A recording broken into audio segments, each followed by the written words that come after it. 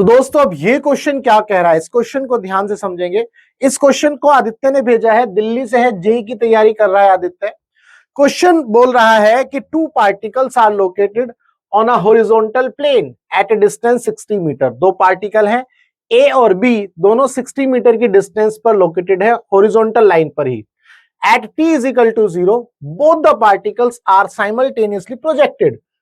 जब t is equal to 0 पर दोनों पार्टिकल को जो है प्रोजेक्ट किया जाता है at an angle 45 degree with velocity 2 metre per second and 14 metre per second respectively. Then find minimum separation between them during the motion. At what time is the separation between them minimum.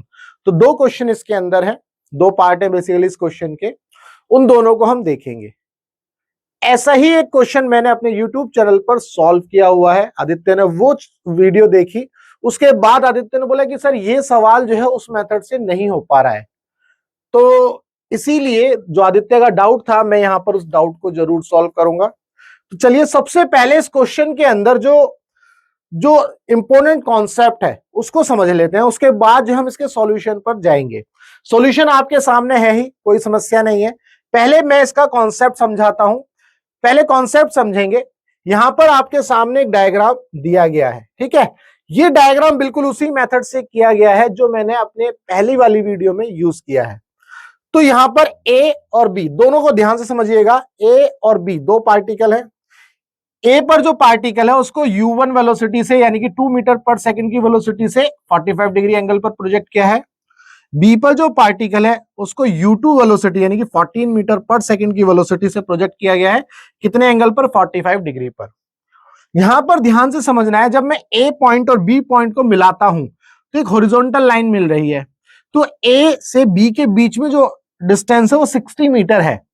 तो अगर मैं इसको dotted line करके इसको extend करता हूं, ध्यान से देखो, अगर मैं इसको डॉटेड लाइन करके एक्सटेंड करता हूं तो इस वाली लाइन को बोलते हैं हम लाइन ऑफ इंपैक्ट। ध्यान से समझिएगा, इसको क्या बोलेंगे, लाइन ऑफ इंपैक्ट। इसके बाद मैंने क्या किया, इनके कंपोनेंट्स ब्रेक किए, है ना। मतलब पहले मैं इसका कॉन्सेप्ट समझा देता हूं। इसमें यहां पर एक छोटी सी चीज आपको समझनी है। अगर मैं यहां पर velocity of 1 with respect to 2 निकालता हूं तो यहां जो कॉन्सेप्ट है वो ये है कि अगर मैं लिखता हूं u1 माइनस u2 तो u2 जो है ये रेस्ट में है, इसका मतलब ये है, ठीक है। अगर मैं निकालता हूं u12 या u21, 12 तो मैंने निकाला ही है, u21 निकालता हूं तो u2 माइनस u1, इसका मतलब ये जो 1 है ये रेस्ट में है, ठीक है। तो ये कॉन्सेप्ट मैंने उस वीडियो में भी बताया है, यहां पर भी बता रहा हूं। तो u12 का मतलब है 2 के रेस्पेक्ट में मैं 1 की वेलोसिटी देख रहा हूं, और यहां पर 2 की वेलोसिटी 1 के रेस्पेक्ट में देख रहा हूं। तो जब मैं 1 के रेस्पेक्ट में देख रहा हूं यानी कि जिसके भी रेस्पेक्ट में आप देखोगे उसकी वेलोसिटी को आप 0 मान लोगे। अब वो 0 कैसे होगी इस डायग्राम में वो समझिए। यहां पर ए की वेलोसिटी यानी कि जो u1 वेलोसिटी है, देखो इस डायरेक्शन में है 45 डिग्री पर। तो मैंने क्या किया, बिल्कुल इसका अपोजिट वेक्टर लिया, ए इस तरह से, बिल्कुल इस तरह से मैंने इसके अपोजिट में लिया, रेड कलर से जो वेक्टर दिख रहा है। अगर इसका ये वेक्टर मैंने अपोजिट डायरेक्शन में लिया तो यहां पर इसकी जो नेट वेलोसिटी कितनी हो जाएगी भाई, ये दोनों एक दूसरे को क्या कर देंगे, ये दोनों एक दूसरे को कैंसिल आउट कर देंगे।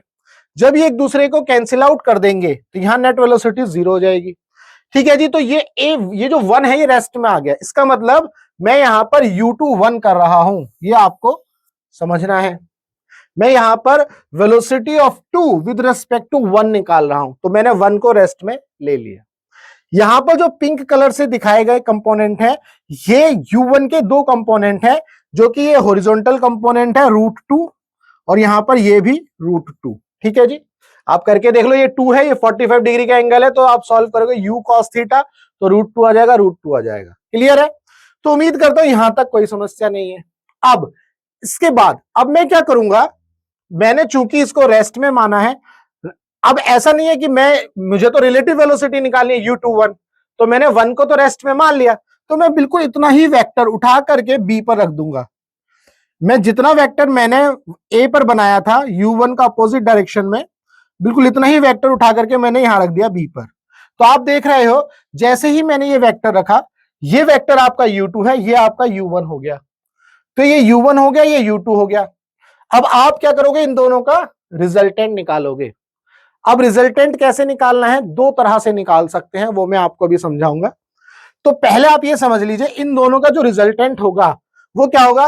लेट्स से मैंने क्या किया है, यहां पर देखो पैरेललोग्राम लॉ कंप्लीट किया है, मैंने क्या किया, पैरेललोग्राम लॉ यूज किया। ठीक है, तो ग्रीन कलर से आपको एक वेक्टर दिख रहा है, ये ग्रीन कलर वाला जो वेक्टर है यही है आपका u21, that is the relative velocity of 2 with respect to 1। उम्मीद करता हूं यहां तक कोई समस्या नहीं है। तो ये जो वेक्टर आया ये है आपका रिलेटिव वेलोसिटी का कंपोनेंट। ठीक है जी, तो ये u2 हो गया, ये u1 हो गया, यहां पर ये कंपोनेंट आ गया आपका u21। उम्मीद करता हूं यहां तक कोई समस्या नहीं है। अब इसके बाद मैंने क्या किया, आप देख रहे हो इस वेक्टर से एक डॉटेड लाइन ड्रॉ करी है, ग्रीन कलर वाली लाइन आपको दिख रही है। अब ये जो ग्रीन कलर वाली लाइन है इसको हम क्या बोलेंगे, या तो लाइन ऑफ अप्रोच बोल सकते हैं या लाइन ऑफ सेपरेशन बोल सकते हैं, लाइन ऑफ अप्रोच या लाइन ऑफ सेपरेशन। अब यहां पर बहुत इंपॉर्टेंट बात आपको याद रखनी है, अगर आपकी लाइन ऑफ इंपैक्ट और sorry line of approach and line of impact, ये वाला वेक्टर अगर इस डायरेक्शन में आ जाता लाइन ऑफ इंपैक्ट के अलोंग, तो ये समझ लीजिए 110% कोलिजन होगा, कोई माइका लाल नहीं है जो उसको रोक ले। अगर इस केस में relative velocity line of impact के अलोंग आ जाती, या फिर ऐसा बोल सकते थे जो लाइन ऑफ अप्रोच है वो लाइन ऑफ इंपैक्ट के साथ अलोंग आ गई बिल्कुल उसी डायरेक्शन में, तो 110% जो है क्या हो जाएगा, कोलिजन होगा। ठीक है जी, कोई भी रोहित शेट्टी की मूवी जो है उसको बचा नहीं सकती। ठीक है, वो तो खैर बिना लाइन ऑफ इंपैक्ट के भी कोलिजन करा देते हैं। इसके बाद यहां पर लाइन ऑफ अप्रोच आ गया और ये लाइन ऑफ इंपैक्ट मैंने आपको बता दिया। अब चूंकि इस केस में रिलेटिव वेलोसिटी जो है लाइन ऑफ अप्रोच के डायरेक्शन में इस तरह से है, ये तो लाइन ऑफ इंपैक्ट के डायरेक्शन में नहीं है, तो इसका मतलब कोलिजन नहीं होगा।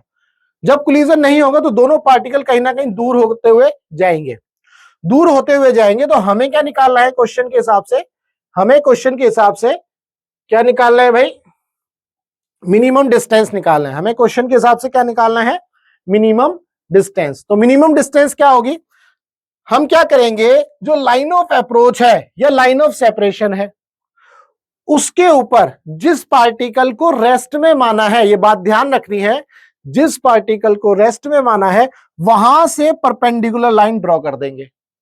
मैंने 1 को रेस्ट में माना तो मैंने इसके ऊपर परपेंडिकुलर ड्रॉ कर दिया। हो सकता है मैं 2 को रेस्ट में मानता तो 1 से एक लाइन ऑफ अप्रोच बनती, मैं फिर B से यानी कि यहां से परपेंडिकुलर ड्रॉ कर रहा होता उसके ऊपर। क्लियर है, तो यहां से जैसे ही आपने ये लाइन ड्रॉ करी perpendicular line, this is called minimum distance. तो उम्मीद करता हूं आपको ये समझ में आ गया कि भाई ये मिनिमम डिस्टेंस है। अब यहां पर हमें टाइम भी निकालना होगा, वो अब हम आगे देखेंगे। तो यहां तक का कॉन्सेप्ट उम्मीद करता हूं क्लियर है। ठीक है, ये कॉन्सेप्चुअल चीजें थी जो आपको समझनी थी। अब इसमें आगे की बात, अब हमें क्या निकालना है, रिलेटिव वेलोसिटी निकालनी है। भाई एक एक करके चीजों को समझेंगे। पहले मैंने आपको लाइन ऑफ इंपैक्ट बताया है, फिर लाइन ऑफ अप्रोच बताया है, ठीक है, रिलेटिव वेलोसिटी बताई किस तरह से देखी हमने, है ना। अब मैं यहां पर क्या करूंगा, मैं इस रिलेटिव वेलोसिटी का मैग्नीट्यूड फाइंड आउट करना चाहता हूं। तो आपके पास दो मेथड है, ध्यान से समझिएगा।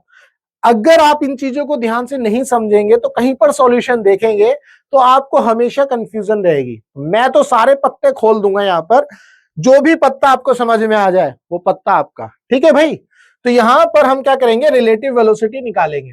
तो मेरे पास दो मेथड है। देखो मान लो यहां पर मैं रिलेटिव वेलोसिटी निकालना चाहता हूं या मैं यहां निकालना चाहता हूं, तो पहले मैं यहां देख लेता हूं। ठीक है, तो मैंने क्या किया, u1 के कंपोनेंट ब्रेक किए थे, √2 और √2।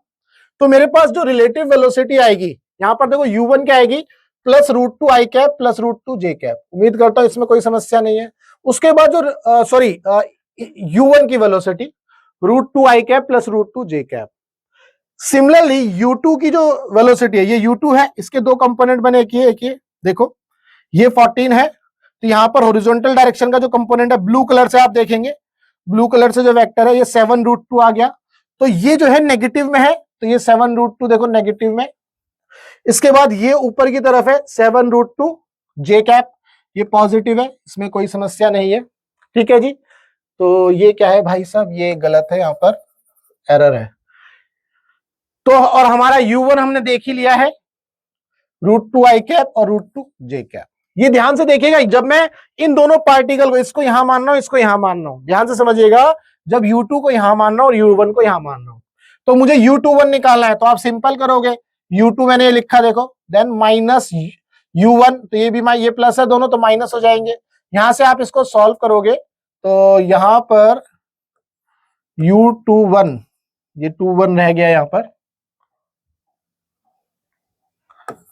U21 ये वेक्टर है, U21 इज इक्वल टू कितना आ गया, -8√2 I cap plus 6√2 J cap. ठीक है जी, यहां से मैं इसका मैग्नीट्यूड निकाल लूंगा तो वो आ जाएगा 10√2। उम्मीद करता हूं यहां तक कोई समस्या नहीं है। एक तो तरीका ये है। अब दूसरा क्या है, चूंकि मैं इसको रेस्ट में मान चुका था, जब मैं इसको रेस्ट में मान चुका था तो मैं यहां क्यों कर रहा हूं ये कहानी।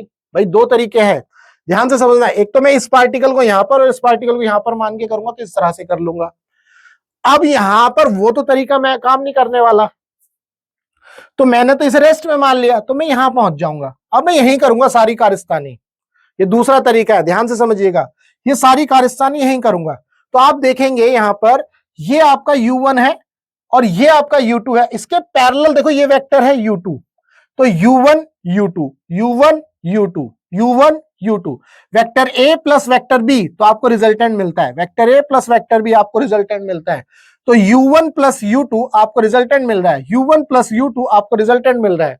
तो ये क्या मिल रहा है, एक तरह से आपको ट्राइंगल लॉ के हिसाब से मिल रहा है। तो आप ट्राइंगल लॉ देखते हो, vector A plus vector B is equal to U21, U1 plus U2 is equal to U21। उम्मीद करता हूं ये चीज आपको समझ में आई। जैसे ही आपको ये समझ में आई, अब आप यहां देखिए U1 लिखना है। अब ये जब U1 लिखोगे तो अब U1 यहां वाला नहीं लिख देना है, कहीं आप सोचो यहां वाला लिख दो, ये तो √2 I प्लस था, ये भी प्लस था, यहां लिखोगे तो गड़बड़ हो जाएगा। आपको यहां से ही देखना है। जब आप इस तरह से कर रहे हो तो आपको U1 देखना है। अब देखो यहां पर U1 के मैंने दो कंपोनेंट ब्रेक करे, रेड कलर से आपको दिख रहे हैं, तो ये कंपोनेंट आएगा आपका √2, ये नेगेटिव में आएगा। सिमिलरली रेड कलर से देखो एक्स एक्सिस के अलोंग √2, ये भी नेगेटिव एक्सिस में आएगा, तो दोनों नेगेटिव आएंगे। तो मैंने सीधे सीधे पहले ही लिख दिया -√2 I कैप -√2 J कैप। इसके बाद अगर मैं U2 की बात करूंगा तो U2 अपना पहले जैसा ही है, वो तो यहां था, ठीक है, ब्लू कलर वाला, तो यहां पर ये -7√2 I कैप और 7√2 J कैप, that is equal to U21। अब आप इस इक्वेशन को देखो और इस इक्वेशन को देखो, ये दोनों क्या सेम है। अगर ये दोनों सेम है तो आपको ये समझ में आ जाना चाहिए कि या तो मैं ऐसे कर रहा हूंगा या मैं इस तरह से कर रहा हूंगा। ठीक है, तो अब आपको ये मुद्दा तो समझ में आ गया कि U21 कैसे निकालना है। क्लियर है? तो आपके पास दो तरीके हैं, या तो उधर से चले जाओ या इधर से चले जाओ। कान ऐसे पकड़ लो या ऐसे घुमा करके पकड़ लो, मैं तो खैर नहीं पकड़ पा रहा हूं, आप ऐसे पकड़ लो और घुमा करके पकड़ लो भाई, तो एक ही बात है। ठीक है ना? तो उम्मीद करता हूं ये चीज आपको समझ में आ गई, U21 कैसे निकालना है। अब अलग अलग बुक्स में हो सकता है किसी बुक में इस तरह से किया हो सकता है किसी बुक में इस तरह से किया हो, तो आपको ये समझना है कि वो कैसे कर रहा है। तो यहां तक की बातें क्लियर है। अब हम आगे इसके सॉल्यूशन पर बढ़ते हैं। यहां तक पूरा प्योरली मैंने जो है इसके कॉन्सेप्ट को समझाया और थोड़ा सा जो है U21 को कैसे कैलकुलेट किया है। ठीक है जी, आगे बढ़ते हैं। अब इसमें पहुंच जाते हैं अब इसके सॉल्यूशन पर। हमें जो है मिनिमम सेपरेशन निकालना था बिटवीन दी टू ऑब्जेक्ट्स, इनके दोनों के बीच में ड्यूरिंग दी मोशन। तो यहां तक की कहानी तो हमें पता ही है, 10√2 आ गया था। देखो 10√2 मैंने सॉल्व किया था, आप यहां से भी सॉल्व करते हो वही आएगा, मैग्नीट्यूड हमारे पास 10√2 आ गया। अब हमें इसके बाद क्या करना है, हमें जो है इसका एंगल निकालना है। ये जो एंगल है ना, ये आप ये देख रहे हो, ये वाला एंगल देखो, ये एंगल निकालना है। अब ये एंगल हम कैसे निकाल सकते हैं, ये एंगल हम कैसे निकाल सकते हैं, ये एंगल हमें समझना है। ठीक है, अब ये एंगल निकालने के लिए आप क्या करोगे, आप देखोगे जब आपने हॉरिजॉन्टल डायरेक्शन, भाई मैं जब ये रिलेटिव वेलोसिटी का कॉन्सेप्ट लगाता हूं, तो चूंकि आप देख रहे हो जब मैं रिलेटिव वेलोसिटी का कॉन्सेप्ट लगा रहा हूं, तो मैंने यहां वेलोसिटी के कंप्लीट कंपोनेंट की बात करी थी। मैंने यहां पर रिलेटिव वेलोसिटी के कंप्लीट कंपोनेंट की बात करी थी। भाई मैं इस रिलेटिव वेलोसिटी का कंपोनेंट एक्स एक्सिस के अलोंग भी तो लगा सकता हूं। भाई मैं इस रिलेटिव वेलोसिटी का जो कॉन्सेप्ट है अलोंग दी एक्स एक्सिस भी तो लगा सकता हूं। सिंपल, मैंने क्या किया देखो, जैसे ये ये आपका U21 था, तो U21 का ये कंपोनेंट क्या होगा, U21 cos अल्फा, भाई यही होगा U21 का ये कंपोनेंट क्या होगा, U21 cos अल्फा। तो U21 cos अल्फा निकालने के लिए तो ध्यान से देखो, U21 cos अल्फा किसके इक्वल होगा, आपका U2 माइनस U1 होगा बेसिकली। यहां पर मैं लिख देता हूं, अगर मैं इसको निकालता हूं तो ये होगा U2 cos 45 minus U1 cos 45। भाई ये एंगल 45 वाली तो है, तो यहां से आप देख रहे हो U1 cos 45 और U2 cos 45। अब U2 cos 45 ये क्या है हमारा, देखो U2 cos 45 वाला कंपोनेंट यही था ना, -7√2, तो ये वाला कंपोनेंट हो गया। मतलब मैं एक्स एक्सिस वाले कंपोनेंट ही देख रहा हूं यहां पर, ये देखो इन दोनों कंपोनेंट को मैंने ले लिया। ठीक है जी, अब इन दोनों कंपोनेंट को क्यों लिया है ये बात हम समझ लेते हैं। सॉरी, हॉरिजॉन्टल डायरेक्शन में आपको पता है कि प्रोजेक्टाइल मोशन के अंदर हॉरिजॉन्टल डायरेक्शन में कोई भी एक्सीलरेशन नहीं लगता। तो जब कोई भी एक्सीलरेशन नहीं लगता तो वेलोसिटी में चेंज नहीं आता, तो सिंपल आप रिलेटिव वेलोसिटी का कॉन्सेप्ट यूज कर सकते हो। वर्टिकल डायरेक्शन में अगर आप इसको वर्टिकल डायरेक्शन के हिसाब से करते तो वहां एक्सीलरेशन लगता है, तो वहां पर जो है इसको सॉल्व करने के लिए फिर आपको जी का कंपोनेंट, मतलब जी भी इस पिक्चर में आ जाता। कहने का मतलब ये है, तो सिंपल है यहां पर। तो मैंने क्या किया, सिर्फ और सिर्फ एक्स एक्सिस का कंपोनेंट लिया, तो U2 cos अल्फा और U2 cos theta minus U2 मतलब U2 मतलब बता दिया आपको, U2 cos अल्फा जो भी बताया, U2 cos 45 minus U1 cos 45 करके इसको सॉल्व किया, या इन दोनों के ये कंपोनेंट और ये वाला कंपोनेंट लेके इसको सॉल्व किया। ठीक है जी, तो यहां से cos अल्फा आ जाएगा, तो ये कितना हो गया, -8√2। U21 हमारा कितना आता, 10√2, ये आ गया, इसको कैंसिल आउट किया, तो cos अल्फा आ गया 4/5 नेगेटिव में। ध्यान से समझिएगा इस बात को भी, बहुत जगह पर ये माइनस नहीं बताएगा। भाई मैंने सिंपल किया ना, मैं तो कुछ कर नहीं रहा ना, अकॉर्डिंग टू दिस ये माइनस ऑटोमेटिकली आ रहा है। अब ये माइनस का मतलब क्या है, ये माइनस का मतलब ये है cos अल्फा, तो अल्फा की वैल्यू क्या होगी 37, ये आपको समझना है, अल्फा की वैल्यू 37, लेकिन ये नेगेटिव में आई है। इस नेगेटिव का ये मतलब है चूंकि cos थीटा जो है इस वाले कंपोनेंट यहां पर जो है क्या होता है, पॉजिटिव।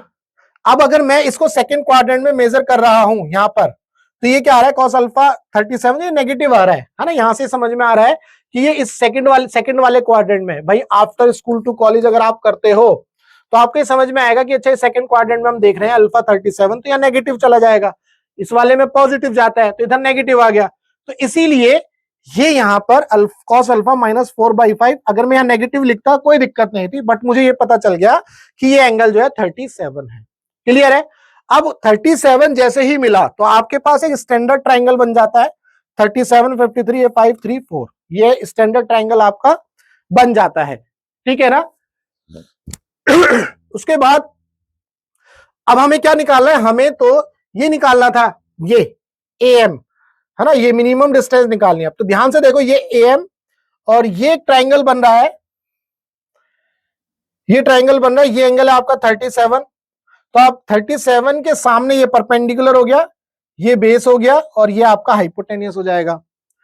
ठीक है भाई, हाइपोटेनियस आपका कितना हो गया 60, आपको ये निकालना है परपेंडिकुलर, एंगल है अल्फा 37, तो साइन अल्फा निकालो AM अपॉन में AB, तो यहां से AM आ जाएगा साइन अल्फा 37 3/5 इंटू 60, AB आपका 60 है, तो कितना आ गया जी 12×5=36 मीटर आ गया। अब हमें क्या निकालना, टाइम निकालना है, eight what time is the separation between them is minimum.